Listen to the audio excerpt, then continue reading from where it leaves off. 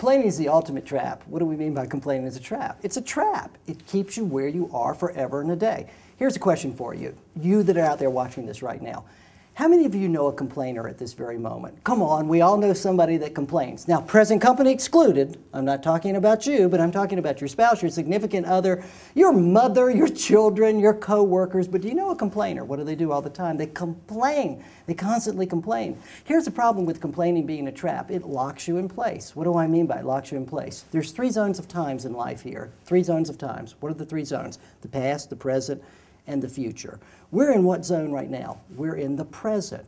What zone do you want to get back into? You always want to go to the future. Now here's the problem with getting to the future. You're in the present trying to get to the future, but all you do is look at the past. Question, have you ever had something bad happen to you before? Answer, of course you have. Now here's the next question. How many times did it happen? Answer, normally once. How many times do you relive it? Thousands. Why? Because you keep talking about it. You complain about it. You see, the average person only has something happen once or twice bad to them, but they relive it by talking about it, dwelling on it, thinking about it. Every day, day in, day out, telling everyone, repeating it to themselves about their present or their past situations, and they're in the present.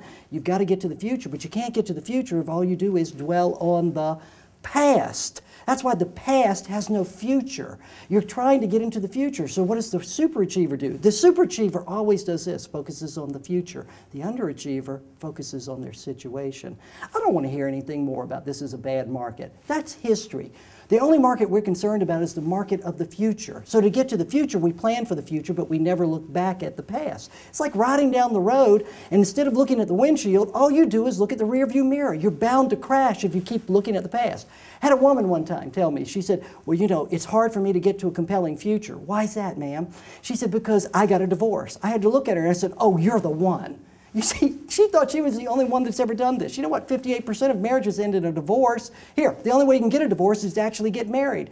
But I looked at her and I said, hey, tell me something. How long ago were you divorced? And she said 23 years ago. And I went, 23 years ago? You're still what? Thinking about it, dwelling about it, talking about it. He still got you.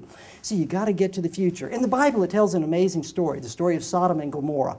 What a great story. God looks at the woman. He looks at the woman and he said, there's a promised land. Run, run, run. But whatever you do, don't look back. He said, if you look back, I'll turn you into a pillar of salt and I'll keep you there forever. That's the problem.